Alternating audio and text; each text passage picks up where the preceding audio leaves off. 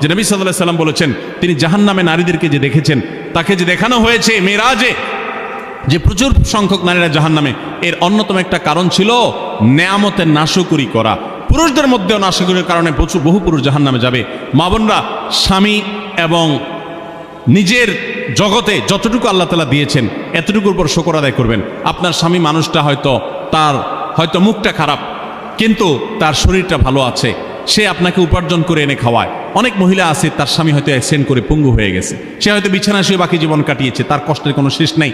আপনার স্বামী হয়তোবা তার কোনো দিক থেকে দুর্বলতা আছে, আবার বহু দিক থেকে তার ভালো গুণ আছে।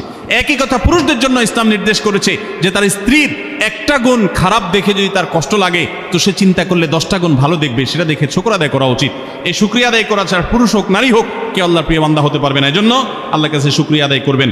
মায়েরা কখনো মুখ খারাপ করবেন না, গালিগালাজ করবেন না, অভিশাপ দিবেন না।